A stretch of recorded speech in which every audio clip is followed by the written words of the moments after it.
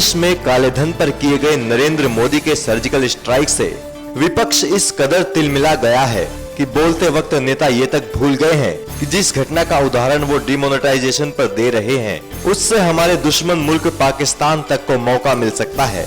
और ऐसे में नोटबंदी की आतंकवादी घटना से तुलना करना कहां तक जायज है। कांग्रेस के वरिष्ठ नेता गुलाम नबी आजाद ने राज्यसभा में नोटबंदी को लेकर मोदी सरकार पर निशाना साधा है, लेकिन गुलाम नबी आजाद उदाहरण गलत दे बैठे। कल हमने बता दिया था, रिक्वेस्ट की थी कि ये सदन मोनेटाइजेशन का किस तरह से मोनेटाइजेशन का किस तरह से लोगों को भुगतना पड़ रहा है, किस तरह से अब शायद 40 के लोग मरने वालों की संख्या पहुंच गई। सर, हमारे ओडी में इसका आधा भी पाकिस्तान के आतंकवादियों की वजह से नहीं मरे थे, उससे दुगने आज हमारी सरकार की गलत नीति की वजह से लोग मर गए। हमने ओडी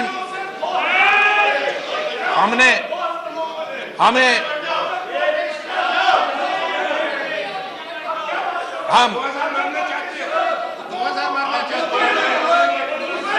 तो आप 2000 मारने के बाद कंपेयर करना चाहोगे तो इसके लिए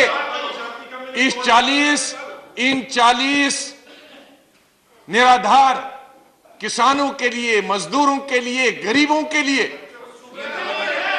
जिनकी जानें चली गई गलत पॉलिसी की वजह से, सरकार की वजह से, उसके लिए किसको दंडित करना चाहिए, उसके लिए किसको सजा देनी चाहिए, इसके लिए किसको सजा देनी चाहिए, इसके लिए किसको एयर स्ट्राइक करनी चाहिए, बीजेपी पर एयर स्ट्राइक होनी चाहिए।